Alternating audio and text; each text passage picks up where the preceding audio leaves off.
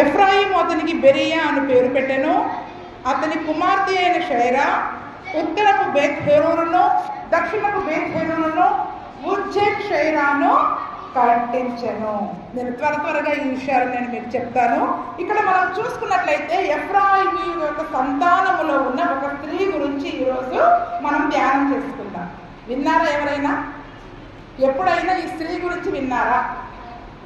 అసలు ఆ పేరుందని తెలుసా బైబిల్లో? చెప్పండి, ఎవరంటామే? ఎఫ్రాయిముకి పుట్టిన బెరియాకి పుట్టిన కుమార్తె ఎవరామె? షయరా. చెప్పండి, అందరం మన నోళ్ళు తెరవండి, అప్పుడప్పుడు కొంచెం నాలుకకి అభ్యాసం చేయండి. షయరా ఏంటంట? షయరా అనే పేరు. ఆమె ఎఫ్రాయిము సంతానంలో మరి ఎఫ్రాయిము యొక్క కుమారులకి ఎఫ్రాయిము కుమారుడు మనుమడు జాబాదుకు షూతలహని పుట్టాడు. షూతలకు ఏజెరు ఎలియాదులు పుట్టారు.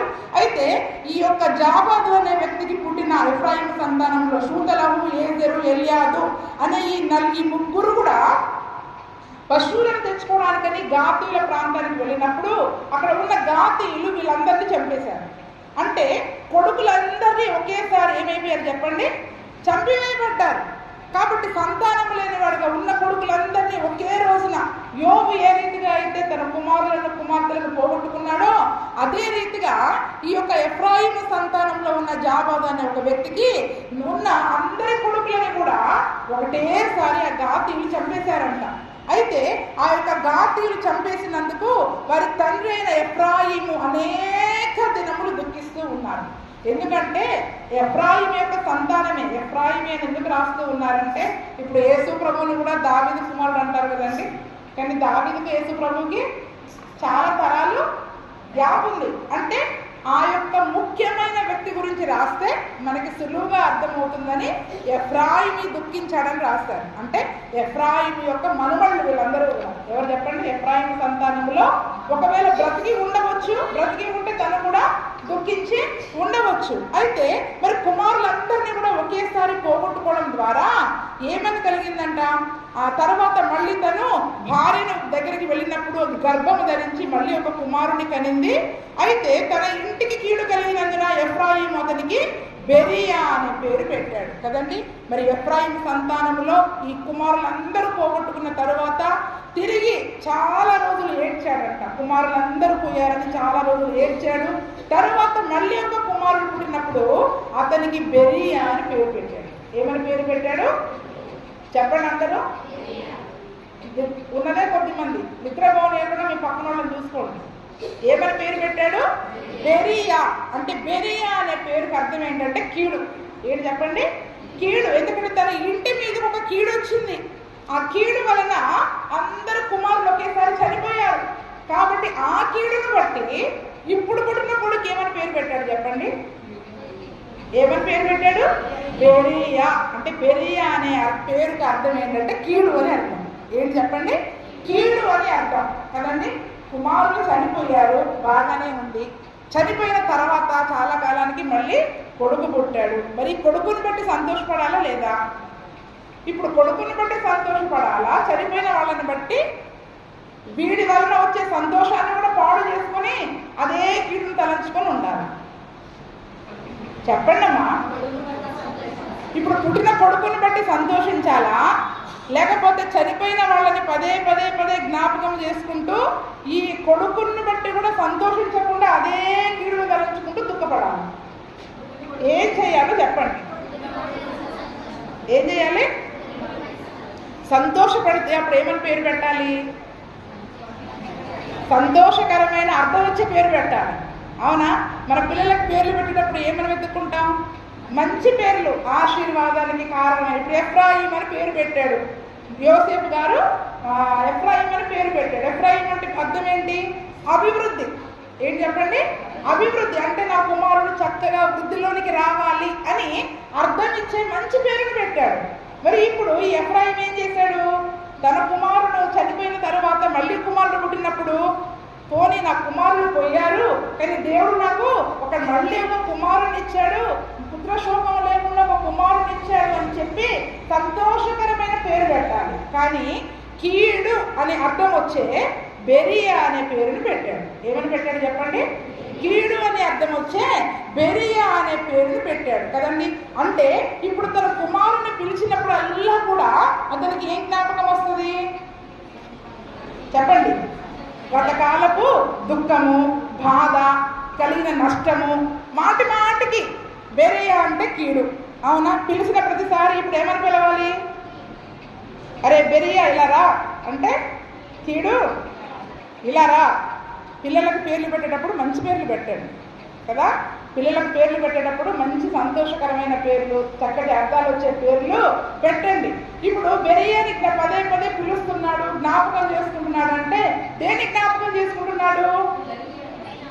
ఊరికి అదే దుఃఖం, ఆ కొడుకులు పోయారన్న దుఃఖం, గాతీలు కుమారులని చంపేశారు అన్న దుఃఖాన్ని బట్టి, పుట్టిన కుమారుని బట్టి సంతోషించకుండా, సంతోషకరమైన పేరు పెట్టకుండా మాటి మాటికి దాన్ని జ్ఞాపకం చేసుకుంటూ బెరియా బెరియా బెరియా అని పెట్టాడు కదండి. ఇప్పుడు కుమారుడికి బర్త్డే వచ్చింది, అవునా? హ్యాపీ బర్త్డే పాట ఏమని పాడాలి చెప్పండి? చెప్పండి.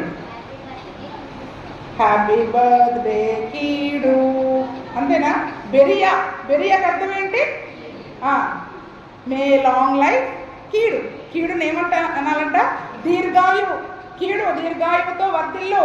ఏంటంట అర్థం ఉందండి ఏమన్నా? అంటే కొన్నిసార్లు మనం చేసే పనులు ఇలాగే ఉంటాయి, కొన్నిసార్లు మనం చేసే పనులు కూడా ఇలాగే ఉంటాయి కదా. అయితే మాటి మాటికి కూడా దుఃఖాన్ని, బాధని జ్ఞాపకం చేసుకుంటూ మరి బాధపడేవాడిగా ఉంటూ ఉన్నాడు, బాధపడే వ్యక్తిగా ఉంటూ ఉన్నారు. అక్కడ చూడండి, ఈ దినమున మన జీవితాలలో ప్రతి ఒక్కరి జీవితంలో ఒక నష్టం అనేది జరుగుతుంది, ఏదో ఒక కీడు. కానీ క్రైస్తవులకి మరణం అనేది కీడు కాదు కదండి. క్రైస్తవుల జీవితాలలో మరణం అనేది కీడు కాదు. ఎందుకంటే వాళ్ళు యేసు ప్రభువులో విశ్వసించిన వారైతే యేసు ప్రభువుతో ఉంటారు. కాబట్టి జరిగిన దాన్ని బట్టి మాటి మాటికి బాధపడుతూ కీడునే తలంచుకుంటూ జరగబోయే సంతోషకరమైన దినాలని వాళ్ళు ఏం చేస్తారు? బాధాకరంగానే వెలుగుచ్చేవారిగా ఉంటారు. సామెతల గ్రంథం 17వ అధ్యాయం 9వ వచనం చూడండి ఒకసారి, త్వరగా చదవండి. సామెతలు 17:9 చదవమ్మా. ప్రేమను వృద్ధిగోల చేయవాడు తప్పిదములు దాచిపెట్టును, జరిగిన సంగతిని మాటికి ఎత్తువాడు మిత్ర భేదము చేయును. ఏంటంట? ప్రేమను వృద్ధి చేయగోరువాడు తప్పిదాన్ని దాచిపెడతాడు. తప్పిదము, జరిగిపోయిన నష్టము, కష్టము, దుఃఖము, బాధ, ఏ పరిస్థితి అయినా అయిపోయింది, ఇంకా విడిచిపెట్టేయాలి. ఏం చేయాలి? విడిచిపెట్టేసి ప్రేమలో వర్ధిల్లాలి. ఉన్న వారిలో ఉన్న కుటుంబాన్ని ప్రేమగా చూసుకునే వారిగా ఉండాలి. ఏం చేయాలి చెప్పండి? ఉన్న కుటుంబాన్ని ప్రేమగా చూసుకునే వారిగా ఉండాలి. అయితే జరిగిన సంగతిని మాటికి ఎత్తువాడు మిత్ర భేదము చేసేవాడు. ఏంటంట? ఇప్పుడు ఈ ఎఫ్రాయిము కుమారుడైన బెరియా మాటికి ఏమెత్తుకుంటారు పేరు? బెరియా అని పిలుస్తూ ఉన్న ప్రతిసారి మాటికి ఆ కీడుని జ్ఞాపకం చేసుకుంటున్నారా లేదా? ఇప్పుడు ఈ కీడు వలన ఇతని జీవితంలో ఏమైపోయిందంటే సంతోషం అనేది పోయింది, మిత్ర భేదం కలుగుతుంది. అక్కడ ఏం కలుగుతుందంట? ఫ్రెండ్షిప్ పాడైపోతుంది. అవునా?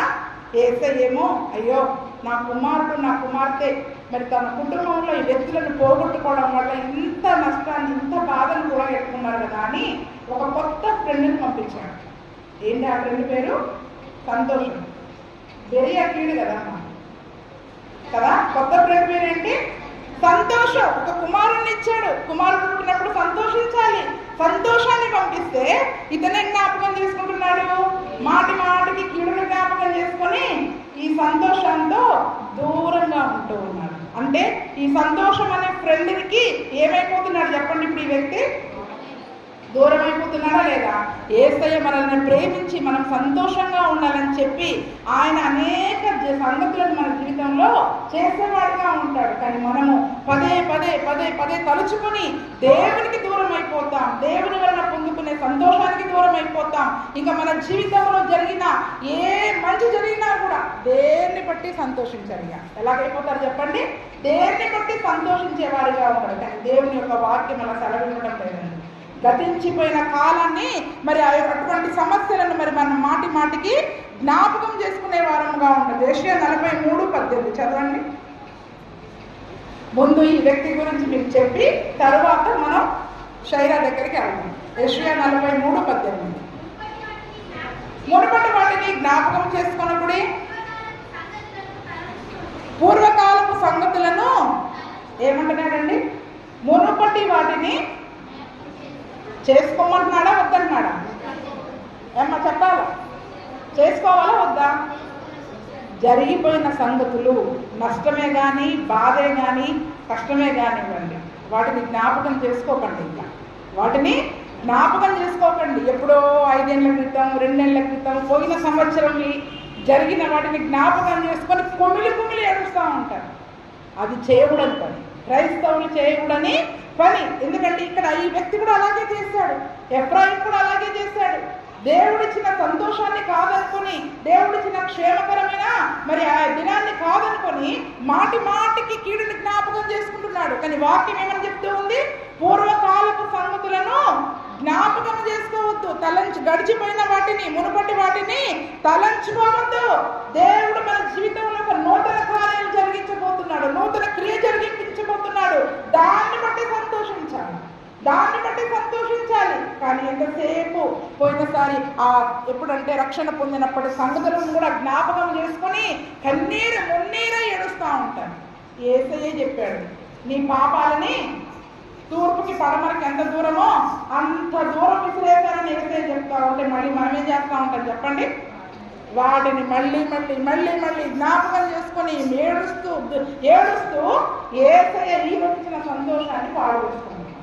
యేసయ్య ఈరోజు ఇచ్చిన ఆనందాన్ని మరి మనము పాడు చేసుకునే వారంగా ఉంటున్నాం. కాబట్టి చూడండి, ఎన్ని ఏళ్ళైనా కూడా కీడును బాధను జ్ఞాపకాన్ని మరి జ్ఞాపకము చేసుకునే కుటుంబముగా మనోదుఃఖంలో మునిగిపోయింది ఆ కుటుంబం. ఏంటంట? మనోదుఃఖంలో. ఆ ఎఫ్రాయిం యొక్క సంతానము మనోదుఃఖం. ఆ ఇంటికి ఎవరైనా వెళ్ళాలంటే ఎప్పుడు ఏడుపు మొహాలే, సంతోషం ఉండదు, దుఃఖం ఉండదు. అంటే సంతోషం ఉండదు, ఆనందం ఉండదు. వచ్చిన వాళ్ళు కూడా ఏం చేయాలి చెప్పండి? వాళ్ళతో వెళ్ళి ఏడ్చి రావాలి. సంతోషంగా ఉన్న వాళ్ళు కూడా వెళ్ళి, కొన్ని కుటుంబాల్లోకి వెళ్తే అలాగే ఉంటుంది. క్రైస్తవులమైన మన దగ్గరికి వస్తే ఎవరైనా మనల్ని బట్టి సంతోషంగా వెళ్ళేటట్లు చూడండి. అంతేగాని ఎంతసేపు ఏడ్చుకుంటూ మన బాధలన్నీ వాళ్ళ మీద చెప్తే, అయ్యో పాపం వీళ్ళకి యేసయ్య లేడు కావచ్చు, రక్షించే దేవుడు లేడు కావచ్చు అని వాళ్ళు ఏమనుకుంటారు చెప్పండి? ఇక యేసయ్య నమ్మమంటే నమ్ముతారా వాళ్ళు? చూడండి, ఈరోజు మనల్ని బట్టి, మన విశ్వాసాన్ని బట్టి ఒకరు రక్షించబడే వారిగా ఉండాలి. కానీ ఎంతసేపటికి నిరీక్షణ లేని ఇతరుల వల్ల మనం దుఃఖించే వారంగా ఉండకూడదు. నిరీక్షణ లేని అందరిలాగా మనం దుఃఖపడే వారముగా ఉండడానికి వీలు లేదు. దేవుడిచ్చిన దాన్ని బట్టి సంతోషించే వారముగా మరి మనము ఉండాలి. అయితే అటువంటి మనోదుఃఖములో మరి మునిగిపోయిన ఆ కుటుంబంలో, ఆ బలహీన పడిపోయిన ఆ కుటుంబంలో ఎంతసేపు కీడు తప్ప, బాధ తప్ప, నష్టాలను తప్ప ఇంకొక మంచి క్షేమము, సంతోషము అనే మాట ఎత్తని ఆ కుటుంబంలో అతనికి ఎవరు పుట్టారంట? ఎఫ్రాయిం అతనికి బెరియా అని పేరు పెట్టాడు. అతని కుమార్తె అయిన షైరా ఉత్తరపు బేత్‌హోరోనును దక్షిణపు బేత్‌హోరోనును ఉజ్జన్ షైరాను కట్టించాను. ఈ బెరియా అనే వ్యక్తికి ఒక కుమార్తె పుట్టిందండి కదా. ఇతని బ్రతుకంతా కదా చిన్నప్పటి నుండి కీడు అందరు కీడు అనేవాళ్ళు. ఒరే మీ ఇంటికి నీ వల్ల కీడు వచ్చిందిరా, అంటే మీ ఇంట్లో అంతా, మీ ఇంటికి అంతా కీడే, మీ ఇంట్లో అంతా మరి మీ బ్రతుకులు ఇంతే అని అందరూ ఎన్ని రకాలుగా అన్నారు. తను కూడా అదే రకంగా జీవించాడు. తర్వాత వివాహం చేసుకున్నాడు. తరువాత అతనికి ఒక కుమార్తె పుట్టింది. ఆ కుమార్తె పేరే షైరా. ఏం చెప్పండి? ఆ కుమార్తె పేరే షైరా. అంటే చూడండి ఎటువంటి కుటుంబంలో ఆమె పుట్టింది, మనో దుఃఖముతో నలిగిపోయిన ఒక కుటుంబము, కీడును పదే జ్ఞాపకం చేసుకుంటూ ఎటువంటి మేలును అనుభవించిన ఒక కుటుంబం, మేలును బట్టి సంతోషించిన ఒక కుటుంబం, అవమానపడే కుటుంబముగా మరి ఆ కుటుంబం ఉంది. బలహీనమైన కుటుంబముగా ఉంటూ మరి అటువంటి కుటుంబంలో ఈ షైరా అనే ఒక స్త్రీ పుట్టింది. అయితే ఆమె గురించి ఎక్కడా రాయబడలేదండి. ఈ ఒక్క వచనంలోనే ఉంది. ఆమె పేరు, ఆమె చేసిన పని ఈ ఒక్క మాటలోనే రాయబడి ఉంది. ఏమనుంది చెప్పదండి? అతని కుమార్తె అయిన షైరా ఉత్తరపు బేత్‌హోరోనును దక్షిణపు బేత్‌హోరోనును ఉజ్జన్ షైరాను కట్టించెను. ఏంటండి, ఇంత కీడనుభవించిన కుటుంబంలో పుట్టి ఇప్పుడు ఈ అసలే ఆడపిల్ల పుట్టింది. ఎవరు? మళ్ళీ ఆడపిల్ల. ఈ పుట్టక ఆడపిల్ల పుట్టి ఈమెను ఏదైనా చక్కగా సాధిద్దామని బయటికి వెళితే నలుగురు ఏమంటారు? ఓ, మీ ఇంటి మీద ఆ కీడు ఉందిగా, మీ ఇంటి మీద ఈ శాపం ఉందిగా, మీ ఇంట్లో ఎవరు ఏమీ సాధించలేరుగా, ఎప్పుడు ఏడ్చుకుంటా ఉండేవాళ్ళు కదా, నువ్వేం చేస్తావు, నీ వలన ఏమైంది? ఎంతసేపు అందరూ ఏం చేసేవాళ్ళుగా ఉంటారు చెప్పండి? వాళ్ళని బలహీనపరిచేవారుగానే ఉంటారు. ఎందుకంటే మనం ఏడిస్తే ఏడిపించే వాళ్ళే ఎక్కువ ఉంటారు, సంతోషిస్తే సంతోషించే వాళ్ళు ఉంటారు. కానీ కొద్దిమంది ఎప్పుడూ ఏడ్చేవారిగా ఉంటే వారిని బట్టి అవే మాటలు మరి ఆమె జీవితంలో కూడా ఎదురయ్యేగా ఉంటా ఉన్నాయి. అయితే ఈమె ఏం చేసింది? తన కుటుంబ పరిస్థితుల వైపు తను చూడలేదండి. అంత భయంకరమైన మరి కీడు అనుభవిస్తున్న ఆ కుటుంబంలో కూడా మరి ఈమె ఒక స్త్రీ అయి ఉండి కూడా నువ్వు బయటికి వెళితే మరి మన కుటుంబంలో ఇది గాతీయులు మన వారందరినీ చంపేశారు, నువ్వు బయటికి వెళ్ళి మరి ఏదైనా చేయాలనుకుంటే, సాధించాలనుకుంటే ఆడపిల్లవి నీకు ఏదైనా కష్టం వస్తుందేమో అని ఒకవేళ ఆమెను వెనక్కి లాగిన వాళ్ళు కూడా ఉండుంటారు. కానీ ఆమె ఏం చేసింది? సాధించిందా లేదా? ఏం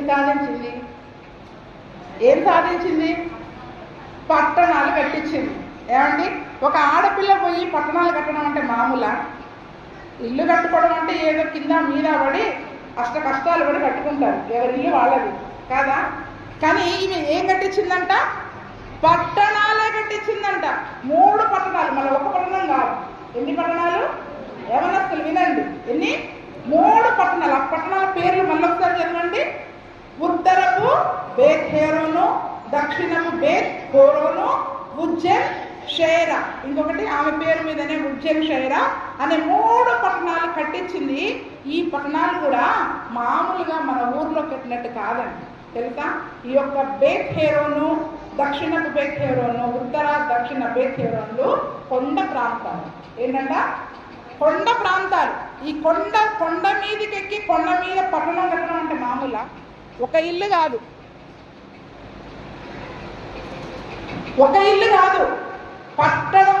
పట్టణం అంటే చిన్న ఊరు కూడా కాదు. ఇది లక్ష్మీనగరం గ్రామం. ఏం చెప్పండి? లక్ష్మీనగరం గ్రామం, భద్రాచలం పట్టణం, హైదరాబాద్ పట్టణం. ఆమె మరి భద్రాచలం లాంటి పట్టణం కట్టించిందో, హైదరాబాద్ లాంటి పట్టణం కట్టించిందో, ఖమ్మం లాంటి పట్టణం కట్టించిందో అది ఎంత పెద్ద విశాలమైందో రాయకూడలేదు, కానీ పట్టణం కట్టించింది ఆమె. ఒక ఊరు కాదు, ఒక ఇల్లు కాదు. అది కూడా ఎక్కడికి? కొండ మీదకి ఎక్కి. ఘాట్ రోడ్ అంటారు కదా, రాజమండ్రికి వెళ్ళే వాళ్ళు ఉన్నారా? రాజమండ్రి వెళ్ళే వాళ్ళు ఘాట్ రోడ్లో వెళ్తారా లేదా? కొండ ఎక్కుతారు, కొండ దిగుతారు, అవునా కాదా? ఆ కొండ మీదకి రోడ్డు వేయడమే ఎంత కష్టమైన పని. కానీ ఏం చేసింది? ఇప్పుడు కొండ మీదకి ఎక్కి పట్టణం కట్టించింది. అందుకనే ఉత్తరపు బేత్‌హోరోను, దక్షిణపు బేత్‌హోరోను. ఉత్తరపు బేత్‌హోరోను అంటే హిల్ టాప్ విలేజ్, కొండపైన ఉండే ప్రాంతము. దక్షిణపు బేత్‌హోరోను అంటే క్రింద దిగువన ఉండే ప్రాంతం. ఎగువ సీలేరు, దిగువ సీలేరు అంటారు కదా ఇప్పుడు మన దగ్గర. ఎగువ సీలేరు అంటే ఎత్తైన ప్రాంతంలో ఉంటుంది, దిగువ సీలేరు అంటే అంతేనా? అలాగే ఇప్పుడు కూడా ఇక్కడ ఉత్తరపు బేత్‌హోరోను, దక్షిణపు బేత్‌హోరోను అంటే పై ప్రాంతము, కొండపైన కట్టింది, కొండ క్రింద కూడా ఆమె పట్టణం కట్టింది. ఉజ్జన్ షైరా అనే ఇంకో పట్టణాన్ని కూడా ఆమె కట్టింది. చూడండి, ఆ రోజుల్లో ఒక స్త్రీ వెళ్ళి ఒక పట్టణాన్ని కట్టించాలంటే ఎంత కష్టమైన పరిస్థితి అది, అవునా? ఆ గోడ చాటును కూర్చున్న వాళ్ళందరూ ముసుగులు వేసి నిద్రపోతున్నారు. అమ్మ ఉన్నది కొద్ది మందే, మీకోసమే చెప్పేది, లేకపోతే ప్రక్కన వాళ్ళకి వెళ్ళి మొహం కడుక్కొని రండి, లేకపోతే ఇటువైపు రండి. చూడండి, అక్కడ ఒక స్త్రీ ఆ రోజుల్లో కదండి, నిజానికి ఆ రోజుల్లో వెళ్ళి ఒక పట్టణాన్ని కట్టించడము, అది కూడా తన కుటుంబంలో ఎటువంటి అనుకూలమైన పరిస్థితులు లేవు, ఎటువంటి సంతోషకరమైన పరిస్థితులు లేవు.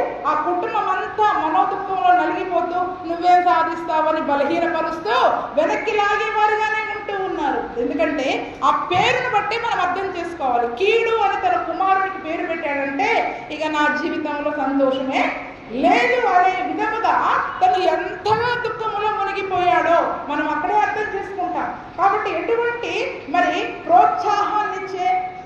ఎంకరేజ్మెంట్ చేసే కుటుంబముగా కూడా ఆ కుటుంబము లేదు. అయినప్పటికీ కూడా ఆమె వెళ్ళి మరి కొండ పైన ప్రాంతాన్ని, కొండ క్రింద ప్రాంతాన్ని, 3 పట్టణాలను కట్టింది అంటే ఆమెకి ఎంత జ్ఞానం ఉండొచ్చు చెప్పండి. ఆమెకి ఎంత జ్ఞానం ఉండాలి తెలుసా?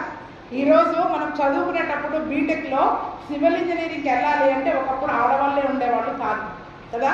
సివిల్ ఇంజనీరింగ్ అంటే ఈ ఆర్కిటెక్చర్, ఇల్లు కట్టడానికి ప్లాన్స్ వేస్తారు కదా సివిల్ ఇంజనీర్స్, అది వేయడానికి కూడా బీటెక్లో మెకానిక్ అనే డిపార్ట్మెంట్స్లలో కూడా అసలు ఆడవాళ్ళు ఇప్పుడిప్పుడు వస్తున్నారు కదా. నిజానికి అసలు ఈ మన భారతదేశంలో ఎప్పుడు అవకాశం ఇచ్చారని నేను సెర్చ్ చేసినప్పుడు అసలు మొట్టమొదటిగా 18వ శతాబ్దంలో అమెరికాలో ఉన్న ఒక స్త్రీ మొట్టమొదటిగా ఆమె సివిల్ ఇంజనీర్గా ఆమె సర్టిఫికేట్ తీసుకుందంట. 19వ శతాబ్దం 1943లో మన భారతదేశంలో అయ్యల సోమయాజుల లలిత అనే ఒక స్త్రీ, ఒక్కతే ఒక ఆమె, అంతమంది మగ పురుషుల మధ్య వెళ్ళి ఒక్కతే సివిల్ ఇంజనీర్ క్లాస్లో 4 సంవత్సరాలు చదివి ఆమె పట్టా పుచ్చుకుందంటే ఎంత ఘనత అండి. అప్పటి నుండి ఒక్కొక్కరు మనకి ఇప్పుడు ఇక్కడ సివిల్ ఇంజనీర్స్గా తయారయ్యారు కదా. ఇంజనీర్లు ఇప్పుడు ఆడవాళ్ళు చాలా మంది ఉన్నారు. కానీ ఇది ఎప్పుడు యేసు ప్రభు పుట్టక ముందు ఇంకో 1000 సంవత్సరాలు అయి ఉంటుంది. ఎందుకంటే మలాకీకి కొత్త నిబంధనకి 500 ఏళ్ళు కదా, 430 సంవత్సరాలు. దానికి ముందు ఇంకొక 500 వేసుకుందాం రాజుల కాలం అంటే దానికి ముందు 1000 ఏళ్ల క్రితంలో ఏ సివిల్ ఇంజనీరింగ్ చదివిందండి ఆమె చెప్పండి?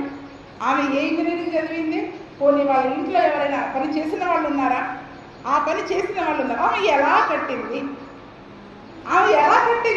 అటువంటి కుటుంబంలో ఈరోజు మనం ఏదైనా సాధించాలంటే ఎంతసేపు మన కుటుంబ పరిస్థితుల వైపు మనం చూసుకుంటాం. మనకి డబ్బులు సహాయం దొరకలేదనో, అనారోగ్యం ఉందనో, ఆటంకం ఉందనో, ఊర్లో పడి లేదనో, కాలేజీ లేదనో ఎన్నో వంకలు సాకులు చెప్పేవారుగా ఈరోజు మనం ఉంటాం. ఇంకా కొద్దిమందికి ఉద్యోగాలు ఎందుకు రాలేదు, సీట్లు ఎందుకు రాలేదంటే మాకు ఎస్సీ సర్టిఫికేట్ లేదు, ఎస్టీ సర్టిఫికేట్ లేదు, అది ఉంటే మాకు ఉద్యోగాలు బాగా వచ్చాయి. ఏదో ఒక వంక సాకు. మనం ఎంతసేపు ఏమీ సాధించలేనోడు ఏదో సాగు చెప్తాడంట. ఏంటంటే చెప్పండి, ఏమీ సాధించలేనోడికే సాకులు వంకలు బాగా వస్తాయంట కదా. ఈరోజు ఎస్సీ ఎస్టీ సర్టిఫికేట్లకు ఉద్యోగాలు రావట్లేదండి, బీసీ వాళ్ళకే బాగా వస్తాం. కాబట్టి ధైర్యంగా బీసీ సర్టిఫికేట్ తీసుకోండి మీరు తీసుకోవాలనుకుంటే కనుక. ఎందుకంటే రాబోయే రోజుల్లో ఇప్పుడు క్రైస్తవులుగా మారిన ఎస్టీలకి వాళ్ళందరినీ బీసీ సర్టిఫికేట్ ఇవ్వాలని గవర్నమెంటే రూల్ పట్టింది. ఎస్టీ సర్టిఫికేట్ తీసేస్తారు వాళ్ళు. తీసేసినా మనం దానిపైన ఆధారపడేలేదు. రిజర్వేషన్ల మీద ఆధారపడే వ్యక్తులు కాదు. ఆమె ఎవరిపైన ఆధారపడింది చెప్పండి? ఆ రోజు ఆమె ఎవరిపైన ఆధారపడింది? దేవుని పైన ఆధారపడింది. తన పరిస్థితుల వైపు చూసుకోలే, కుటుంబం వైపు చూసుకోలే. అరే మన ఇంట్లో ఎవరు ఏం చేయలేదు, సాధించలేదు అని చెప్పినా కూడా తన వైపు చూసుకోలే. ఏ సర్టిఫికెట్ ఆమె పట్టణాలు కట్టడానికి సివిల్ ఇంజనీర్గా నిలబెట్టింది? ఏ పట్టణాలు కట్టడానికి ఆమెకు అంత ధైర్యము కానీ, జ్ఞానము కానీ, ప్రోత్సాహము కానీ ఎక్కడి నుండి కలిగింది ఆమెకి? ఒక్కసారి ఆలోచించాలి. ఎన్నిసార్లు బైబిల్ చదివి ఉంటాం మనం? ఇన్నిసార్లు బైబిల్ ఆ పేరు ఎప్పుడైనా విన్నారా మీరు? చెప్పండి, ఎవరైనా చెప్పగా విన్నారా ఆ పేరు? కానీ మరి ఆమె ఎందుకు ఆ పని చేసింది, ఎలా చేసింది అనే సంగతిని మనం జాగ్రత్తగా ఆలోచించుకోగలగాలి. చూడండి, తన కుటుంబ పరిస్థితుల వైపు చూసుకోవాలి. ఈరోజు వంకలు సాకులు చెప్పే వాళ్ళు ఉంటారు. మా పాపకి కూడా బీసీసీ సర్టిఫికేట్ పైననే గవర్నమెంట్ సీట్ వచ్చింది. దేవునికి స్తోత్రం. ఆ యొక్క సర్టిఫికేట్ పైననే గవర్నమెంట్ సీట్ చక్కగా మరి నంబర్ 3 కాలేజీలో KMCలో వచ్చింది. అతను ఒకటే అంటున్నాడు, మీరు భద్రాచలంలో ఉండి బీసీసీ సర్టిఫికేట్ ఎట్లా తీసుకున్నారు? మీరు ఎందుకు కన్వర్ట్ అయ్యారు? ఎందుకు బీసీసీ తీసుకున్నారు? కన్వర్ట్ అయిన వాళ్ళకి బీసీసీ వస్తుంది కదండి, కన్వర్ట్ అయిన వాళ్ళకి బీసీసీ రాదు. కాబట్టి ఎలా తీసుకున్నారు, ఎందుకు తీసుకున్నారు? ఏదైతే దేవుడు మనకి ఇచ్చాడా లేదా? దేవుడికి స్తోత్రం. అందుకనే చూడండి, అమ్మాయిలు అబ్బాయిలు రిజర్వేషన్ల మీద కాదు, ఎవరి మీద కాదు, సర్టిఫికేట్ల మీద కాదు, దేవుడి పైన మనం ఆధారపడినట్లయితే మనం కష్టపడి చేసేవారం కావాలి. ఆ పని చేయడంలో ఆమె చాలా కష్టపడి ఉంటుంది. ఊరికేనే పట్టణాలు కట్టడం అంటే, ఒక ఇల్లు కట్టడం అంటేనే మనం చాలా అలసిపోతాం కదా. ఇల్లు కట్టి చూడు, పెళ్లి చేసి చూడనే సామెత కూడా ఉంది. మరి ఆమె 3 పట్టణాలు కట్టిందంటే ఎంత కష్టపడి ఉంటుంది. ఈరోజు మనం కష్టపడాలి, దేవుని పైన ఆధారపడాలి. కష్టపడి దేవుని పైన ఆధారపడినట్లయితే మన జీవితంలో దేన్నైనా సాధించవచ్చు అని షైరా జీవితం ద్వారా మనం నేర్చుకుంటున్నాం. తన కుటుంబ పరిస్థితుల వైపు చూసుకోలేదు, తన బలహీనతల వైపు చూసుకోలే, దుఃఖం వైపు చూడలే, కీడు వైపు చూడలే, దేని వైపు చూడలే. ఆ బలహీనతలన్నీ కూడా ఆమె తన బలముగా మార్చుకుంది. దేవునికి స్తోత్రం.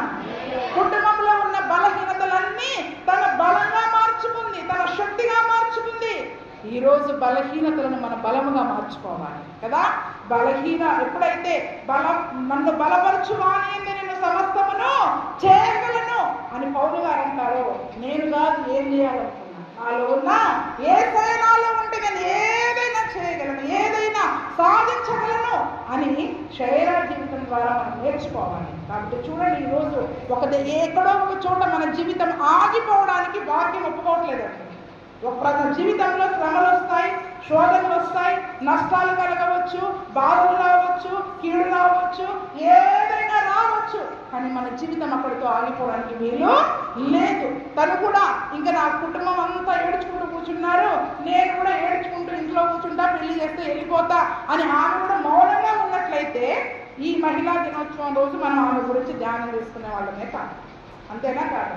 చూడండి, ఈరోజు ఆమె చేసిన పనిని బట్టి ఆమెకు ప్రతిఫలం ఇవ్వగలను. గౌనుల యొద్ద ఆమె పని కొనియాడబడును. ఈరోజు బైబిల్ ఆమెను కొనియాడుతుంది.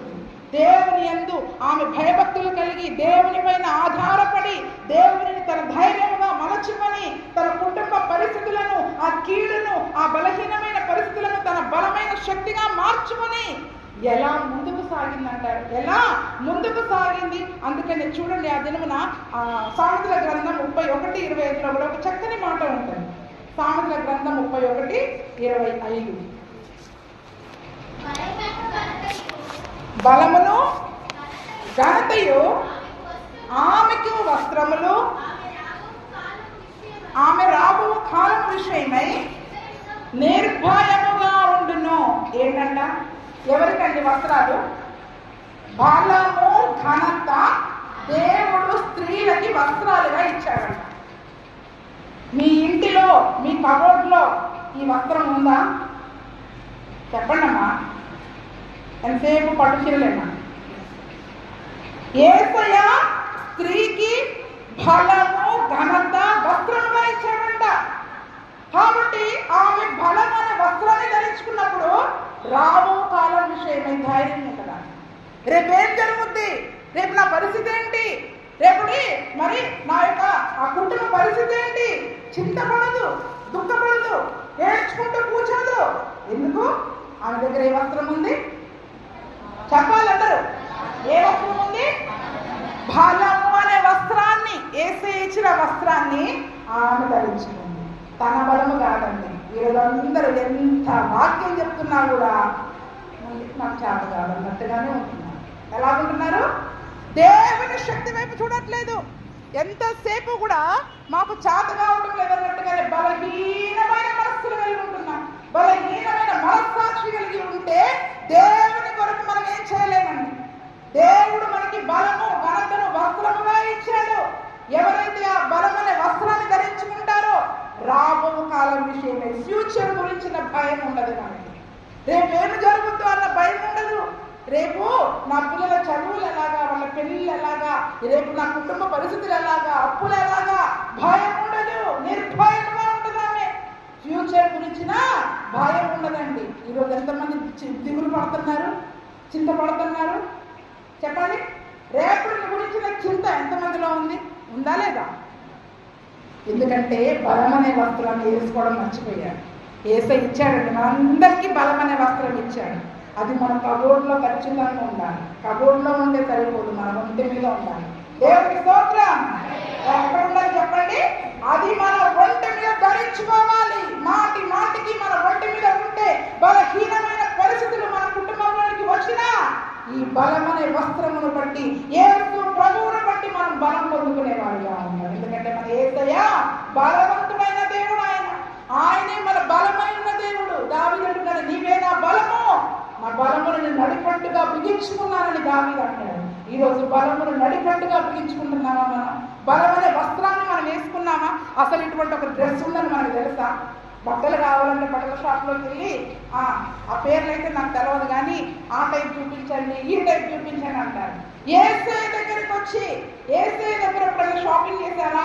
అయ్యా నాకు బలమనే వస్త్రం ఇవ్వు, ఘనత అనే వస్త్రాన్ని నాకు ఇవ్వు, ఇవి నా జీవితంలో లేకపోతే నేను బలహీనురాలను అయిపోతా, ఏమి చేయలేను, సాధించలేను, నా వలన ఏమీ కాదు. నీవు ఆ వస్త్రాన్ని నాకు ఇస్తేనే, దాన్ని నేను ధరించుకుంటేనే నీ కొరకు నేను ఏదైనా చేయగలను, నీ కొరకు ఈ లోకంలో నేను సాక్షిగా ఉండగలను, ఈ లోకంలో నేను ఏదైనా సాధించగలను. కాబట్టి నీ బలము నాకు కావాలి, నీ బలమనే వస్త్రాన్ని నాకు దయచేయని దేవుని దగ్గర ఎప్పుడైనా అడిగారమ్మా? ఎన్నిసార్లు చెప్పారు సామెతల గ్రంథం? బైబిల్ అంతా కంప్లీట్ చేయడం గొప్ప కాదు, బైబిల్లో ఉన్నవి మనం పాటించడం గొప్ప. ఏం చెప్పండి? వాక్యం వినడం గొప్ప కాదు, ఆ వాక్యానుసారంగా జీవించడం గొప్ప కదా. బలం అనే వస్త్రం ఉందని అందరికీ తెలుసు, ఆ వస్త్రం గురించిన ధ్యాసే లేదు. ఎంతసేపు వస్త్రాన్ని పోగొట్టుకొని ఆ పరమగీతంలో ఆ మాట చూసారా, నా పై వస్త్రాన్ని పోగొట్టుకున్న, పై వస్త్రాన్ని దొంగిలించేశారు అని. అలాగే ఇప్పుడు మన బలం అనే పై వస్త్రాన్ని ఎవరు దొంగిలించారు చెప్పండి? అది పోయిందన్న సోయి కూడా లేదు మనకి. ఏంటంటే మన ఒంటి పైన దేవుడిచ్చిన బలం అనే వస్త్రం ఉందా లేదా అని కూడా మనం గ్రహించుకోలేకపోతున్నాం. దేవుని శక్తి దగ్గర నింపబడి ఉన్నానా? దేవుని బలం అనే వస్త్రాన్ని నేను ధరించుకున్నానా? ఏ కీడు రానివ్వండి, ఏ నష్టం రానివ్వండి, ఏ బాధ రానివ్వండి, ఏ పరిస్థితి రానివ్వండి, నా దగ్గర బలం అనే వస్త్రం ఉంది. అది యేసు ఇచ్చిన బలం అనే వస్త్రం. కాబట్టి ఆ బలమును బట్టి నేను దేనినైనా చేయగలను. ఈ రోజు షయరా బలం అనే వస్త్రాన్ని ధరించుకుంది. ఆ ఇంటిలో కీడుంది, అవమానం ఉంది, ఆ బలహీనతలు ఉన్నాయి, వెనక్కి లాగే పరిస్థితులు ఉన్నాయి, ప్రతికూల పరిస్థితులు ఉన్నాయి. కానీ ఆమె బలం అనే వస్త్రాన్ని ధరించుకుంది, పట్టణం కట్టించిందండి. ఏం చేసిందంట? పట్టణాన్ని కట్టించిందంట. కాబట్టి ఆ యొక్క పట్టణాలు కూడా ఊరికే కట్టబడలేదండి. వాటి గురించి చాలా సంగతులు. నిన్నంతా నాకు ఇదే పని. నిన్న వెళ్ళి మొత్తం ఇజ్రాయెల్ దేశం అంతా తిరిగి వచ్చాను. బైబిల్లో ఎక్కడెక్కడ ఈ పట్టణాలు ఉన్నాయో అని వెతికి వెతికి వెతికి వెతికి పట్టుకొని వచ్చాను. ఇజ్రాయెల్ వెళ్ళారంటే నిజంగా ఇజ్రాయెల్ వెళ్ళి అక్కడ యుద్ధం అవుతుంది, ఏరోప్లేన్ కూడా బంద్ చేశారు, ఫ్లైట్లు కూడా తిరగటం లేదు, పాస్టర్లు కూడా ఎక్కడికక్కడ స్టక్ అయిపోయారు. నిన్న వెళ్ళి ఎక్కడ ఉన్నాయి ఈ పట్టణాలని బైబిల్ అంతా తిరిగేశారు. అయితే చూడండి, 2వ దినవృత్తాంతముల గ్రంథము 8వ అధ్యాయము 3వ వచనం నుండి చదువుతున్నాం. ఈ యొక్క పట్టణాలు ఏ రీతిగా ఉపయోగపడతాయో మనం ధ్యానం చేసుకుందాం. 2వ దినవృత్తాంతములు 8:3 నుండి. తర్వాత సొలొమోను ఏ స్థలమమ్మా? హమాతు సోబా అను స్థలమునకు పోయి పట్టుకొనెను. మరియు అరణ్యమందు తద్మోరుకును హమాతు దేశమందు ఖజానా ఉంచు పట్టణములన్నిటికీ ప్రాకారములను కట్టించెను. ఇదియుగాక ఇతడు ఎగువ బెత్ హోరోను, దిగువ బెత్ హోరోను గవనులు అడ్డుగడలు గల ప్రాకార పట్టణములుగా కట్టించెను. దేవునికి స్తోత్రం.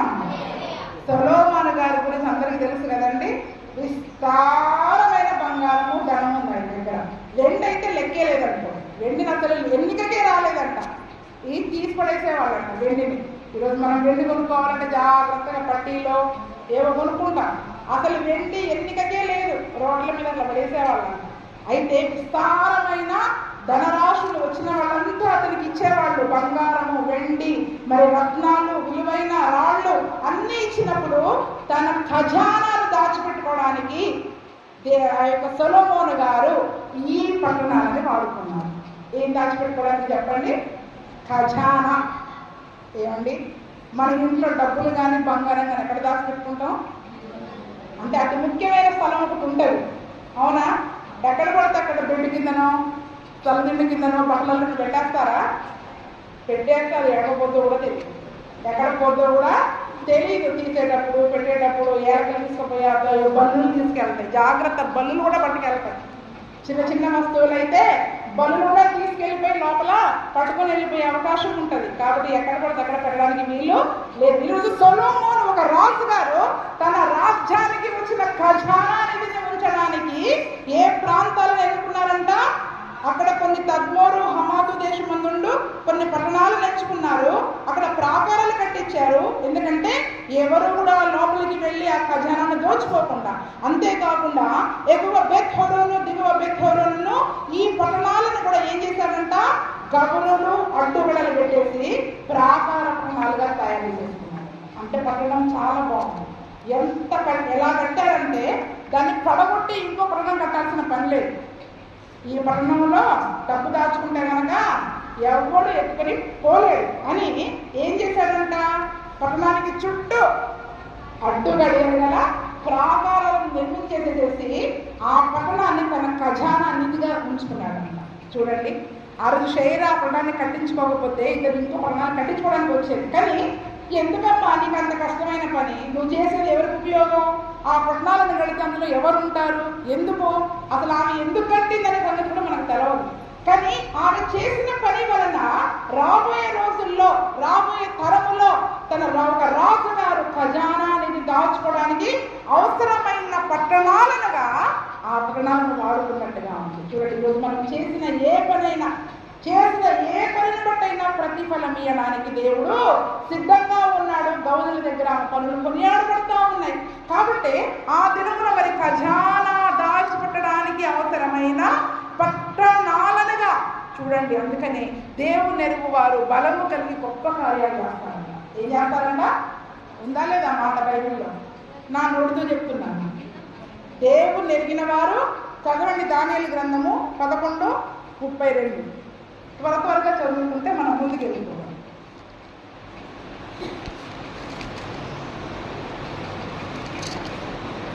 11:32.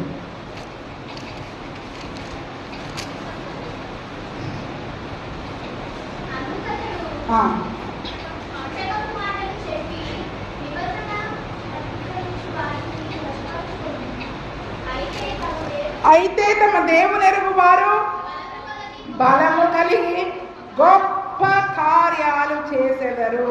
ఇప్పుడు షైరా దేవుణ్ణి ఎరిగిన స్త్రీ అని ఏం చెప్పండి? ఆమె బలమును ధరించుకున్న స్త్రీ, దేవుణ్ణి ఎరిగింది. ఏంటని ఇన్ని పట్టణాలు కట్టే శక్తి నాకెక్కడిది అని ఆమె అనుకోలేదు. దేవుని శక్తి ఏంటో ఆమెకు తెలుసు, దేవుని శక్తి ఏంటో ఆమెకు తెలుసు, దేవుని బలం ఏంటో ఆమెకు తెలుసు. కాబట్టి దేవుని శక్తిని నేను కలిగి ఉంటే ఆమె తెలుసుకుంది కాబట్టి బలమైన కార్యాలు చేసింది కదండి. ఈరోజు యేసు ప్రభు గొప్ప దేవుడని తెలుసు, స్వస్థపరిచే దేవుడని తెలుసు, ఆయనకు అసాధ్యమైనది లేదని తెలుసు. మాట్లాడితే చాలు పాట పాడతారు, ఏమైనా చేయగలవు, కథ మొత్తం మార్చగలవని పాడుతున్నావు. కానీ ఏం చేస్తున్నాం? మళ్ళీ ఆ కథ మాత్రం మారట్లేదు. ఎందుకని? పాటల వరకు అంకితం అయిపోయాం.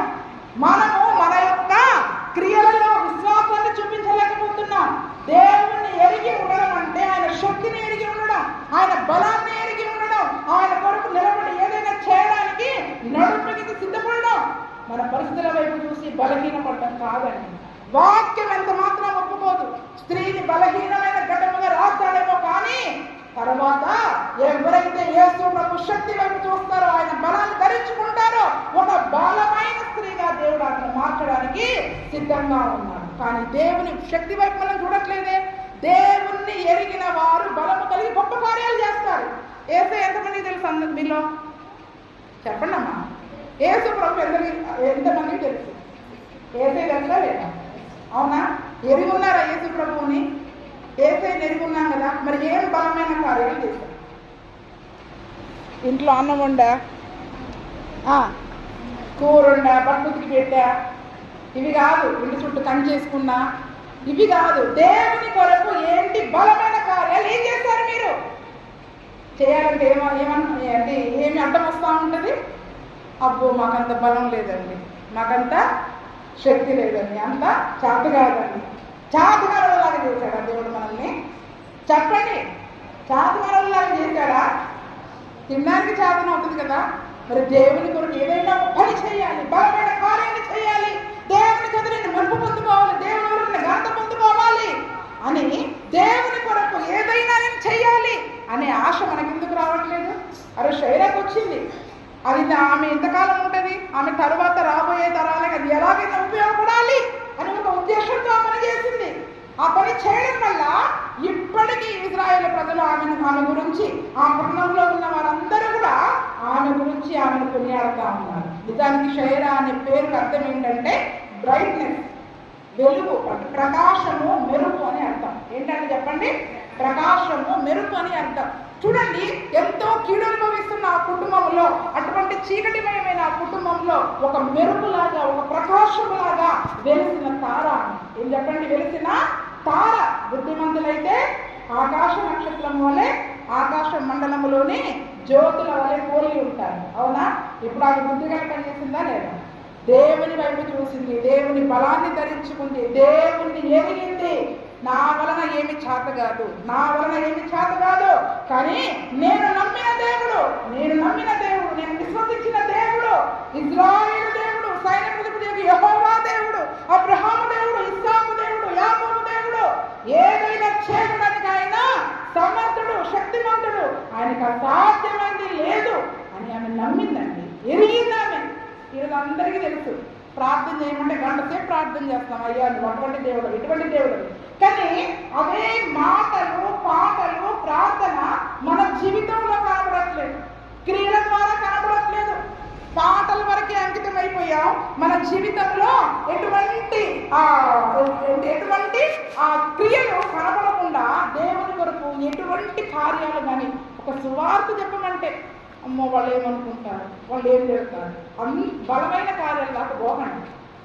ఏదైనా మనకు అప్పగించిన పని ఏం చెప్పండి అమ్మా, సువార్త ప్రకటించాలి కదా. ఒక్కరికి సువార్త చెప్పండి వెళ్ళి, వాడు ఏమంటాడు, తిరుగుబాటు చేస్తాడేమో, కొడతాడేమో, ఆ భయమే నిన్ను బలహీనంగా చేస్తూ ఉంటుంది.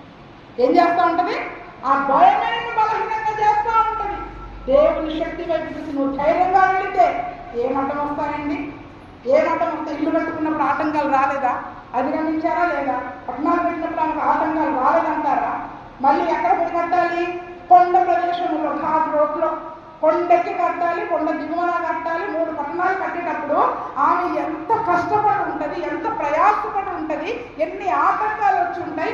ఇప్పుడు ఉన్నట్లు ఇన్ని బండ్లు కానీ, వాహనాలు కానీ, ఇన్ని పరికరాలు కానీ, ఇంత రెడీమేడ్ పరికరాలు కానీ అప్పుడు ఉన్నాయా? ఏమీ లేవు. కానీ ఎలా చేసిందామే? దేవుని వైపు చూసింది, దేవుని శక్తి వైపు చూసిందామే. విశ్వాసము కలిగి చేసిందండి. విశ్వాసమే మన బలం. దేవుని ఎరిగి ఉండడం అంటే విశ్వాసము కలిగి, దేవుని పైన నమ్మకము కలిగి ఆమె ఆ పనులన్నీ చేసింది, తన పరిస్థితులన్నీ కూడా చేసింది. అందుకని చూడండి, ఈరోజు ఆటంకాలు, శ్రమలు, శోధనలు రావని వాక్యంలో ఎక్కడా లేదు. వస్తాయి కానీ ఆ వచ్చినప్పుడు వాటిని బట్టి మనం బలహీనపడడానికి వీలు లేదు. సామెతల గ్రంథం 24:10 చదవండి త్వరగా. సామెతల గ్రంథం 24:10. శ్రమ దినమున నీవు కృంగిన ఎడల నీవు చేతగాని వాడవు. ఏమని చెప్తుంది వాక్యం? శ్రమ దినమున నీవు కృంగిన ఎడల అంటే శ్రమ వస్తుందా రాదా? శ్రమ వస్తుంది. శ్రమ రాదని వాక్యం చెప్పట్ల, వస్తుంది. కానీ శ్రమలో నువ్వు కృంగిపోతుంది. శ్రమ వస్తుంది కానీ దేవుని వైపు చూడాలి, దేవుని శక్తి వైపు చూడాలి. ఆయన ఎరిగి ఉన్నానని చెప్తున్నావు కదా, ఏసే గొప్ప దేవుడు అని చెప్తున్నావు కదా, ఆయనకు అసాధ్యమైంది ఏది లేదని చెప్తున్నావు కదా. మరి ఎందుకు కృంగిపోతున్నావు? మళ్ళీ ఎందుకు కృంగిపోతున్నావు? మాటలేమో కోటలు దాడతాయి, క్రియలేమో చెప్పండి పెదవులు కూడా దాటరు. మనం చెప్పే మాటలకి క్రియలకి సంబంధం లేదంట.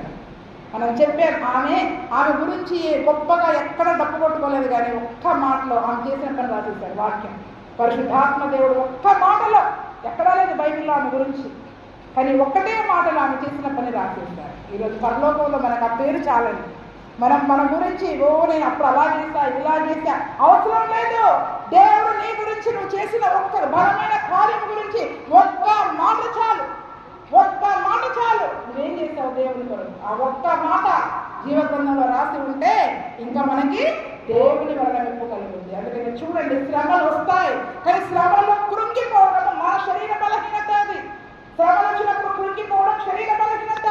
దేవుని బలాన్ని వస్త్రముగా ధరించి ఉంటే, దేవుని ఎరిగి ఉంటే, దేవుడి శక్తి వైపు నువ్వు చూడగలిగితే, ఆయన వైపు నువ్వు చూడగలిగితే, ఆయన మీద ఆధారపడగలిగితే కృంగిపోడు.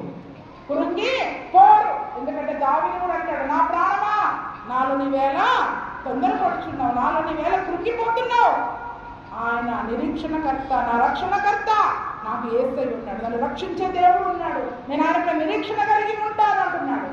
ఈరోజు ఇన్ని సంవత్సరాలైంది మనం బాప్తిస్మం తీసుకొని రక్షణ పొంది మళ్ళీ కష్టం వచ్చిందంటే అసలు కృంగిపోతా ఉన్నాం. ఏంటండి, ఎప్పుడు వస్తుంది మనకి బలం? ఎప్పుడు వేసుకుంటాం యేసయ్య ఇచ్చిన బలమైన వస్త్రాలు? దేవుని అసాధ్యమైన కార్యాలు నా జీవితంలో చేస్తాడని ఇంకెప్పుడు నమ్ముతాం, ఇంకెప్పుడు విశ్వాసం ఉంచుతాం కదా? ఏమన్నంటే ఇప్పుడు మనం ఏం పాడుకున్నాం? విశ్వాసం వనితలు, కానీ విశ్వాసం లేని వనితల్లో వెళ్ళిపోతాం. కానీ అలా ఉండకూడదనే పాట పడిచి విశ్వాసము కలిగి ఉండాలి కదా. కన్నీటి ప్రార్థన చేయడం కాదు, ఏం చేయడం కాదు, కానీ ఈ వాక్యమును బట్టి మనం ధైర్యము కలిగి దేవుని సన్నిధిలో జీవించగలిగే వారిగా ఉండాలి. అందుకని శ్రమ దినమున పింగిన ఎడల నువ్వు చేతగాని వాడబోతావు. ఆ బెరియా కుటుంబం అంతా కృంగిపోయి సంవత్సరాలు కృంగుదలలో ఉండిపోయింది ఆ కుటుంబం అంతా. కానీ షైరా వచ్చేసింది చీకటిలో, కారు చీకటిలో కాంతి రేఖలాగా, చీకటిలో ఒక మెరుపులాగా, ఒక ప్రకాశములాగా ఆమె ఏం చేసింది చెప్పండి? ఆమె కృంగిపోలేదు. అందరు కృంగిపోయారు, కానీ ఆమె కృంగిపోకుండా చేతగానాలాగా కూర్చోకుండా లేచి నిలబడింది. విశ్వాసము కలిగి దేవుని కొరకు పట్టణాలను ఆమె కట్టించింది. ఈ పట్టణాలకున్న అతి ప్రాముఖ్యమైన మరొక సంగతి కూడా నేను మీతో త్వరగా చెప్పి ముగించుకుందాం, సమయం చాలా అయిపోతుంది. మొదటి వృత్తాంతములు 6వ అధ్యాయము 67-69 వచనాలు. ఆశ్రయ పట్టణములు మొదటి వృత్తాంతములు 6:67-69 చదవండి.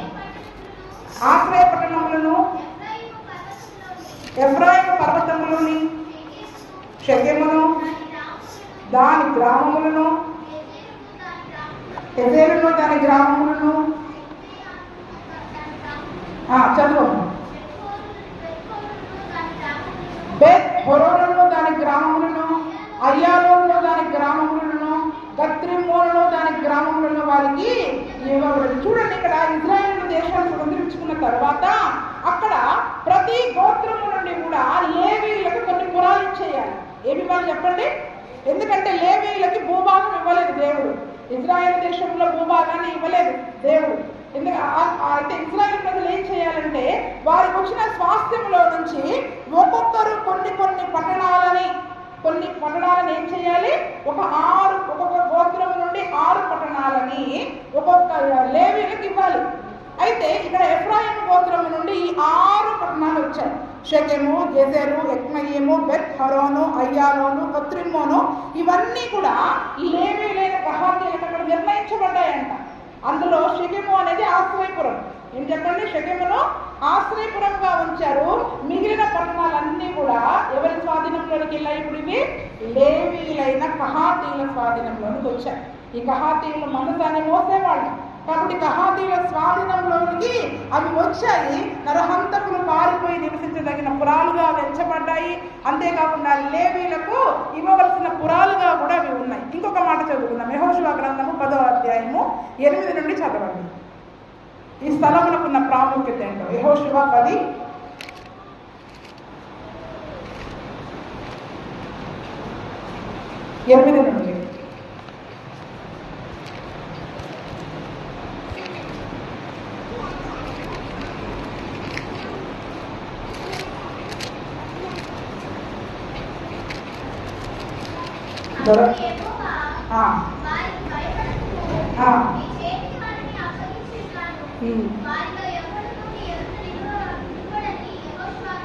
యెహోషువతో చెప్పండి. ఇక్కడ అమోరీలతో యుద్ధం జరుగుతుందండి. అమోరీలతో యెహోషువకి ఇజ్రాయేల్ ప్రజలకు యుద్ధం జరిగినప్పుడు దేవుడు అంటున్నాడు, వారికి భయపడకము, నీ చేతికి వారిని అప్పగించి ఉన్నా వారిలో ఎవ్వరు నీ ఎదుట నిలవడని యెహోషువతో సెలవిచ్చారు. అయితే చదువుదాం ఆ తర్వాత కూడా. యెహోషువ గిల్గాలు నుండి ఆ రాత్రి అంతయు నడిచి వారి మీద హఠాత్తుగా పడెను. అప్పుడు యెహోవా ఇజ్రాయేలు ఎదుట గిబియోను ఎదుట మహాఘోరంగా వారిని హతము చేసెను. బెత్ హోరోనుకు పైకి పోవు మార్గమున అజేకా వరకు మక్కేదా వరకు యోధులు వారిని తరిమి హతము చేయుచు. ఇప్పుడు ఇక్కడ యెహోషువ చేసిన యుద్ధంలో వీళ్ళు ఎక్కడికి వెళ్తున్నారు? ఇప్పుడు అమోరీలకి ఇజ్రాయేల్ ప్రజలకి జరుగుతున్న యుద్ధంలో బెత్ హోరోనుకు పైకి ఎక్కిపోతున్నారు. కొండ ప్రాంతం అని చెప్పానా లేదా? బెత్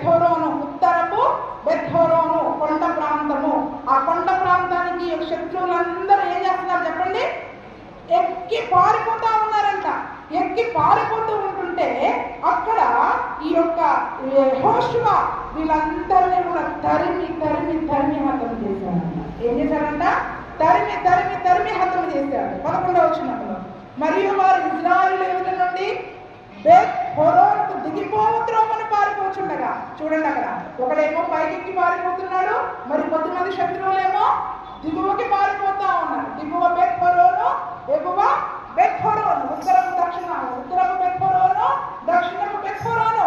ఈ ప్రాంతాల గుండా వాళ్ళు పారిపోతూ ఉన్నప్పుడు దేవుడు ఆకాశం నుండి గొప్ప వడగళ్లను వారి మీద పడవేసి నందున దాని చేత వారు చచ్చిపోయారు.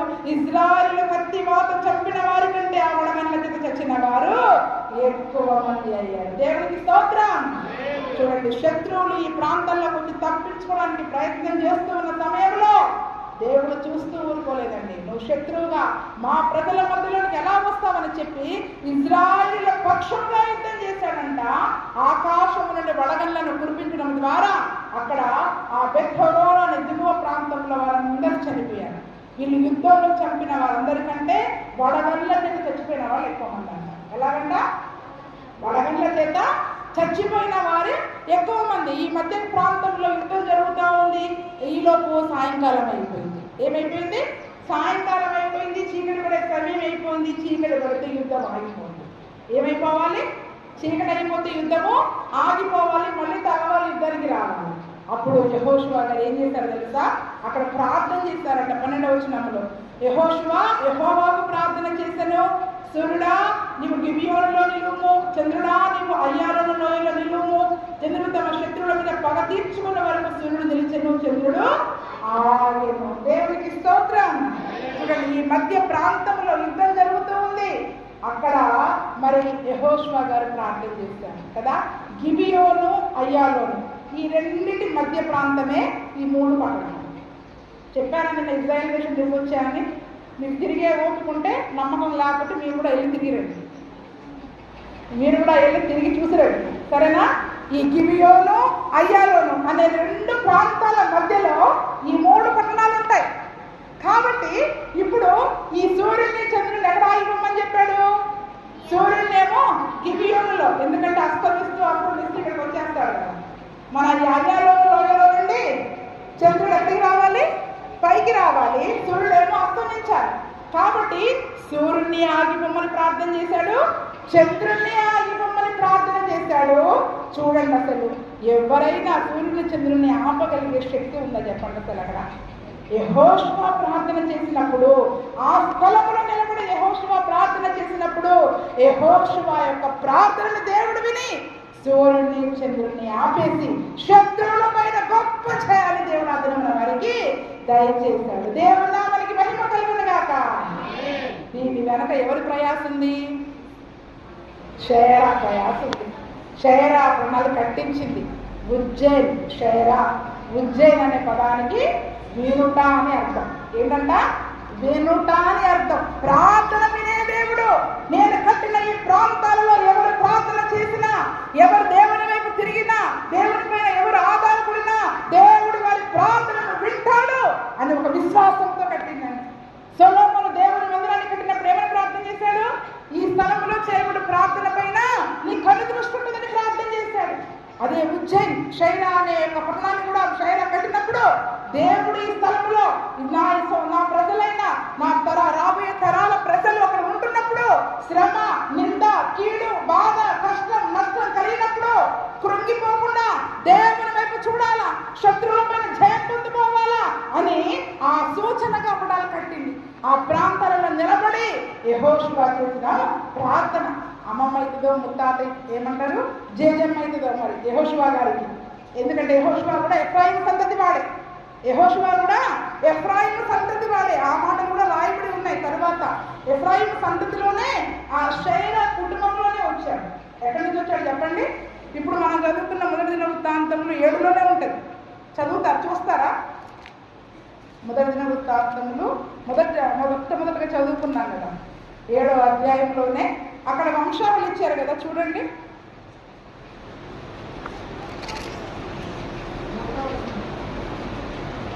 ఇరవై 24వ వచనంలో అతని కుమార్తె అయిన షైరా చదవండి అమ్మ, దాని తర్వాత త్వరగా చదవండి. రెపహు రెషపు, రెపహు కుమారుడు తెలహు, తెలహు కుమారుడు తహను, తహను కుమారుడు లద్దాను, లద్దాను కుమారుడు అమీహూదు, అమీహూదు కుమారుడు ఎలీషామ, ఎలీషామ కుమారుడు నూను, నూను కుమారుడు యెహోషువ. అంటే ఇప్పుడు ఏ సంతానంలో వచ్చాడు యెహోషువ కూడా? షైరా సంతానంలో, షైరా యొక్క తర్వాత అన్న తమ్ముని యొక్క సంతానములో నుండి పుట్టిన వ్యక్తి అన్నమాట. అంటే చూడండి, షైరా కట్టించిన పట్టణం ఏదో ఊరికి ఒక ఊరు కట్టేసింది అన్నానికి సూచనగా లేదండి. ఆమె చేసిన పని వలన దేవుడు ఆమె పనిని కొనియాడారు. పరిశుద్ధ గ్రంథంలో ఆమె కట్టిన పట్టణాలకి ఎంతో ప్రాధాన్యతలు ఉన్నాయి.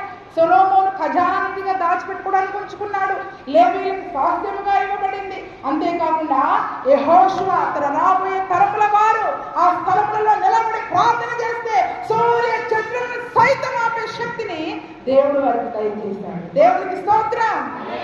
ఈరోజు మన రాబోయే తరాలకు ఎటువంటి విశ్వాసము బాటను మనం వేసేవారిగా ఉన్నాం చెప్పండి? అటువంటి విశ్వాసపు బాటను, ఒక మార్గాన్ని ఈరోజు మనం మన రాబోయే తరాలకి ఏర్పాటు చేసేవారిగా ఉన్నామా? ఆమె ఎందుకు కట్టిందో అని మనం అనుకుంటున్నాం, కానీ ఆమె కట్టిన ఆ యొక్క ప్రాంతంలో అసలు యెహోషువ ప్రార్థన చేశాడు, సూర్యుడిని చంద్రుడిని ఆపేశాడు. చరిత్రలో అది నిలిచిపోయిందండి. ఎక్కడండి? చరిత్ర గ్రంథాలలో రాయబడిపోయింది. అసలు ఒక మనుషుని ప్రార్థన విని సూర్యుడు చంద్రుడు ఆగిపోయిన ఆ దినము వంటి దినము ఇప్పటి వరకు చరిత్రలో మళ్ళీ ఎక్కడా లేదు, జరగలేదు. కానీ చూడ, నిజంగా ఆ ప్రాంతంలో ఆమె ఎంత ప్రార్థనతో కట్టింది, ఆమె ఎంత విశ్వాసంతో కట్టుంటది, ప్రార్థనతో, కన్నీటి ప్రార్థనతో కట్టుంటది. అయ్యా, నా గత కాలపు స్మృతులన్నీ కీడుతో, దుఃఖముతో, బాధతో, అవమానంతో నిండిపోయాయి, మనో దుఃఖంలో ఉన్నారు. కానీ ఈరోజు నేను నీ కొరకు నిలబడుతున్నా. ఈ స్థలంలో చేయబడే ప్రార్థనలు నా ప్రజలు ఎవరైనా సరే వాళ్ళు మరి ఆ ప్రార్థనలను ఆలకించాలి, వారి జీవితంలో గొప్ప కార్యాలు చేయాలి అని దేవుడు నెరిగింది. గొప్ప కార్యాలు చేసే స్త్రీగా మరి దేవుడు ఆమెను ఉంచాడు కదండి. ఆమె 3 భవనాలు కట్టడం వల్ల గొప్ప అద్భుతమైన మరి కార్యాలని దేవుని కొరకు చేసింది. మరి ఈరోజు మనం ఏం కట్టాలి చెప్పండి? ఏదైనా చేద్దామా లేదా? మనం కూడా పాట పాడుకుందామా, వెళ్ళిపోదామా? ఏదైనా చేద్దామా ఏసయ్య కొరకి? మనం ఏం చేయాలో కూడా ఒక 3 సంగతులు త్వరగా చెప్పేస్తాను. యూదా 1:20 చదవండి.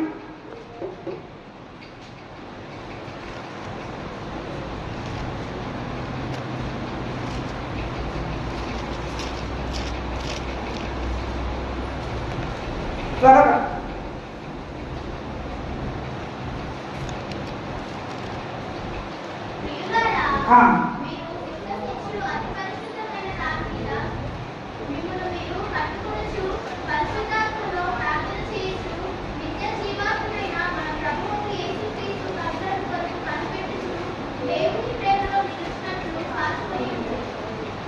మీరు విశ్వసించు అతి పరిశుద్ధ దాని మీద మిమ్మల్ని మీరు కట్టుకోండి. ఈరోజు ప్రతి క్రైస్తవ స్త్రీలే కాదు, సంఘమంతా చేయవలసిన ముఖ్యమైన పని, మనం విశ్వసించేది ఎవరు? అతి పరిశుద్ధుడైన యేసు ప్రభువుల వారు. అతి పరిశుద్ధుడైన యేసు క్రీస్తు అనే బండ పైన మనల్ని మనం కట్టుకోవాలి. పరిశుద్ధమైన దేవాలయాలుగా కట్టుకోవాలి. మన ఆత్మీయ జీవితాలను కట్టుకోవాలి. శరీర కార్యాలను జయించండి, లోకానుసారమైన జీవితాన్ని జయించండి. ఎంత చెబుతున్నా కూడా శరీరం పైన జయము లేదు, లోకం పైన జయము లేదు, అపవాది పైన జయము లేదు. మనకి దేవుని యొక్క అతి పరిశుద్ధమైన బండ పైన, యేసు క్రీస్తు అనే అతి పరిశుద్ధమైన బండ పైన పరిశుద్ధమైన దేవాలయముగా మనం కట్టబడుకోవాలి. మనల్ని మనం కట్టుకోవాలి. దేవుడు నివసించడానికి యోగ్యమైన అతి పరిశుద్ధమైన ఆత్మీయ దేవాలయముగా కట్టుకోగలుగుతున్నాము మన జీవితాలని. ఇంకా దుఃఖము, బాధ కలిగిన బాధను బట్టి ఏడ్చుకుంటూ బెరియా అని కిరుడు తలంచుకునే వారు ఉంటున్నామా? యేసయ్య పైన విశ్వాసము కలిగి, శైరావలే బలము ధరించుకొని, జ్ఞానము కలిగి, విశ్వాసముతో, ప్రార్థనతో పరిశుద్ధమైన యేసయ్య క్రీస్తు అనే బండ పైన మన జీవితాలను కట్టుకుంటున్నామా? ఈ రోజు నుండి మనం కట్టుకోవాల్సిన 3 ముఖ్యమైన పట్టణాలు. ముందు మన జీవితాలను కట్టుకోవాలి. శరీరం పైన జయాన్ని పొందుకోవాలి, లోకం పైన, అపవాది పైన జయాన్ని పొందుకొని మన జీవితాలని దేవుని కొరకు కట్టుకునే వారిగా ఉండాలి. 2వ సామెతలు 14:1 త్వరగా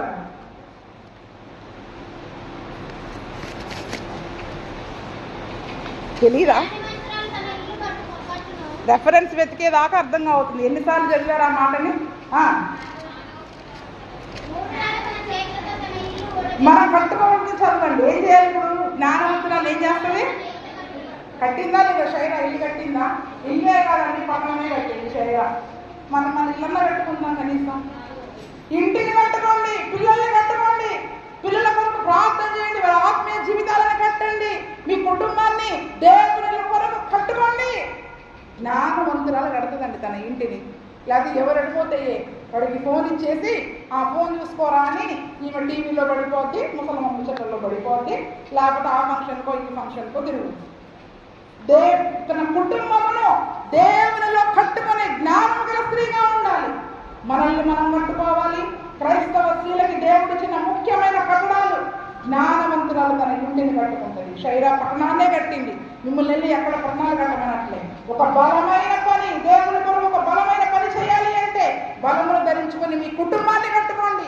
మీ పిల్లలను యేసు ప్రభువులో పెంచండి. దేవుని పరలోక రాజ్యం కొరకు వారిని సిద్ధపరచండి. కుటుంబాన్ని కట్టుకోండి. కుటుంబాన్ని కట్టుకునే విషయంలో శైరా వల్లే ప్రయాసపడండి, కష్టపడండి, ప్రార్థన చేయండి, ఆటంకాలను అధిగమించండి.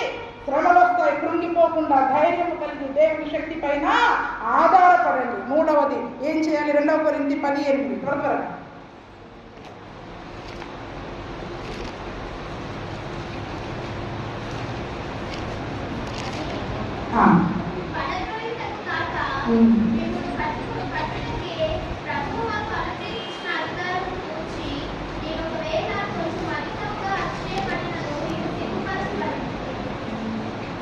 పదమూడు 10 చదవమ్మా.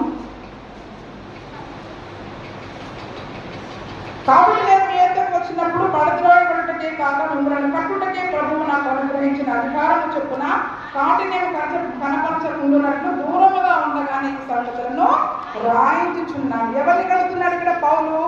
సంఘం గురించి మాట్లాడుతూ ఉన్నాడు. దేని గురించి మాట్లాడుతూ ఉన్నాడు? సంఘాన్ని కట్టడానికే ప్రభువు నాకు అధికారం ఇచ్చాడు. సంఘం అంటే 4 గోడలు కాదండి. సంఘం అంటే 4 గోడలు కాదు. కూడి ఉన్న మనమందరం మన ఆత్మలను కట్టే పని దేవుడు మనకు అప్పగించాడు. వెళుతూ అంటే ఆజ్ఞించాడా లేదా? సర్వలోకానికి వెళ్ళి సమస్త జనులను నాకు శిష్యులనుగా కడుతున్నారా? దేవుని రాజ్యం కొరకు ఒక్క వ్యక్తినైనా తీసుకొచ్చి కడుతున్నారా? దేవుని రాజ్యం కొరకు ఒక్క ఇటుకనైనా, ఒక్క అవసరమైన దానిని, ఒక ఆత్మనైనా దేవుని సన్నిధికి తీసుకొని వచ్చి దేవుని రాజ్యాన్ని కడుతున్నామా? సంఘాన్ని కట్టడం అంటే దేవుని రాజ్యం కొరకు రాజ్యాన్ని కట్టడమే. స్త్రీలు దేవుని రాజ్యాన్ని కట్టాలి. దేవుని రాజ్యం కొరకు ఇటుకలు సమకూర్చాలి. అంటే ఇటుకలు తెమ్మంటే సులువుగా తెచ్చేస్తారు. డబ్బులు పడేసి ఇటుకలు, సిమెంట్ బాగా తెస్తారు. ఒక ఆత్మని దేవుని సన్నిధికి నడిపించగలగాలి.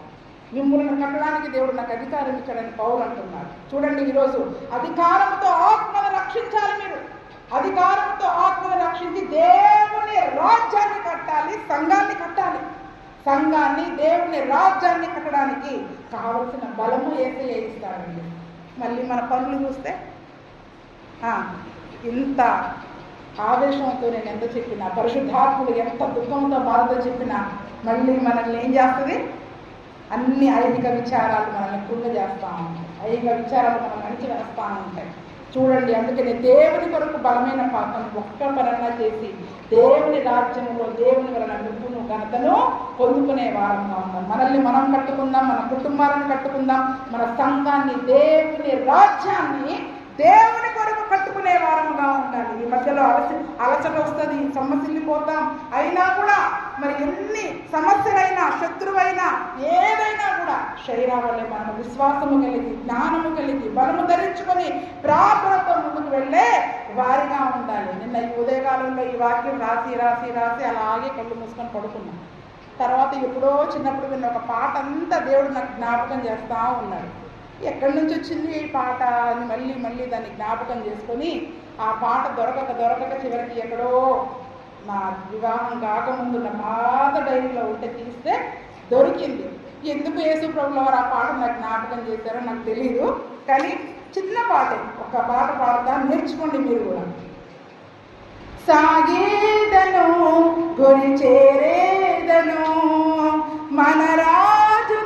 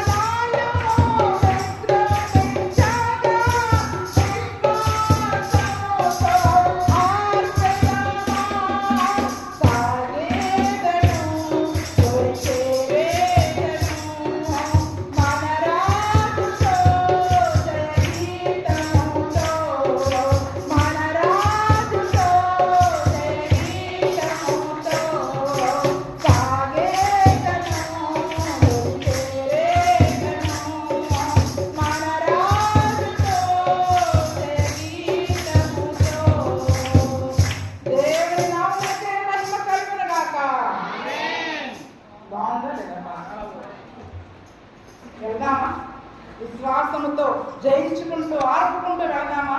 చాతగాని వారిగా, కృంగిపోయిన వారిగా, బలహీనులుగా మిగిలిపోదామా? మన దేవుని శక్తిని చాటే కృపను దేవుడు మనకి మాత్రమే ఇచ్చాడని రెండు మోకరికి చిన్న ప్రార్థన చేసుకున్నాం. ఒక తీర్మానంతో ఒక బలమైన వస్త్రమును ధరించుకొని ఈరోజు మరి మనము దేవుని కొరకు నిలబడే వారముగా ఉంటూ దేవుని శక్తిని పొందుకుని వెళ్ళే కృపను ఇవ్వమని దేవుని సన్నిధిలో అడుగుతున్నాం, ప్రార్థన చేసుకున్నాం. అందరూ అడుగుదామా? వేస్తారని అయ్యా క్షైరా జీవితం ద్వారా ఈరోజు నాతో మాట్లాడినందుకే నీకు స్తోత్రం నాయన. బలహీనమైన పరిస్థితుల మధ్య ఆ బలహీనమైన పరిస్థితులను శక్తిగా మార్చుకుంది నాయన. అయ్యా నువ్వు బలవంతుడవై ఉండి కూడా నాయన నేను ఇంకా బలహీనరాలుగా మిగిలిపోతున్నా. నీ బలమనే వస్త్రమును ఇచ్చినా కూడా నేను ధరించుకోలేకుండా ఉన్నానయ్యా. అయా బలమును ఘనతను నేను వస్త్రముగా ధరించుకొని నీ కొరకు బలమైన కార్యములు చేసే కృపను నాయన మాకు దయచేయని అడుగుదామా? నీ బలమును నాకు వస్త్రముగా ధరింపచేయి. ఈ యొక్క ఉదయం మధ్యాహ్న సమయంలో అయా నీ బలమును వస్త్రముగా ధరింపచేసి నన్ను పంపు. నీ కొరకు గొప్ప కార్యాలు చేసే సంఘముగా మమ్మల్ని మేము కట్టుకునే వారముగా, మా ఇంటిని కట్టుకునే వారముగా, మా రాజ్యమును దేవుని సంఘమును కట్టేవారనిగా మమ్మల్ని ఆశీర్వదించి పంపు ప్రభువా అని అందరం అడుగుదాం. విశ్వాసంతో నేను ఆ రీతిగా ఉండాలని కోరుకుంటున్న ప్రతి ఒక్కరు దేవుని హస్తాలను, దేవుని కొరకు మన హస్తాలను చాపుదాం, ప్రార్థన చేసుకుందాం. పరిశుద్ధుడా, మహోన్నతుడా, బలవంతుడా, అయా మరణమును జయించిన విజయశీలుడా నీకు స్తోత్రం స్తోత్రము నాయన. అయా నిజముగా శైరా జీవితం ఎంతో అద్భుతమైన జీవితము నాయన. మరుగున చేయబడి ఉంది కానీ గౌనుల దగ్గర ఆమె పనులు కొనియాడబడతాయి. ఆమె ఎటువంటి స్త్రీయో మాకు తెలియదు. తెల్లగా ఉందో, నల్లగా ఉందో, లావుగా ఉందో, నల్లగా ఉందో, అందము మోసకరము, సౌందర్యం వ్యర్థమంటున్నావు. కానీ నీ కొరకు గొప్ప కార్యాలు చేసి రాబోయే తరాలకు నాయన ఒక ప్రార్థన బాట, విశ్వాసము బాట, బలమైన బాట, జ్ఞానము కలిగిన బాటను వేసింది ప్రభువా. అయ్యా ఈరోజు మరి మేము కూడా అట్టి రీతిగా నాయన మా జీవితాలను కట్టుకుంటూ నాయన విశ్వాసము కలిగి, జ్ఞానము కలిగి, బలము ధరించుకొని ప్రార్థన జీవితంతో శత్రువులు శ్రమలను కృంగిపోయేవారుగా కాకుండా బలము కలిగి, ధైర్యము కలిగి నీవే నా ధైర్యము అని నాయన నీ తట్టు చూస్తూ నీపై ఆధారపడే కృపను వాక్యమైన ప్రతిభకు దయచేయండి. ఎవరైతే తీర్మానంతో వెళ్తూ ఉన్నారో వారందరూ తీర్మానంలో నిలిచి ఉన్న కృపను దయచేయండి. మమ్మల్ని శైరా బట్టి బలమైన స్త్రీలుగా మార్చమని అడుగుతున్నాం. అటువంటి బలమైన సంఘముగా మమ్మల్ని మార్చమని అడుగుతూ యేసుక్రీస్తు నామములో అడిగి వేసుకుంటున్నాము తండ్రి. ఆమేన్. దేవునికి స్తోత్రం. ప్రభువు యేసుక్రీస్తు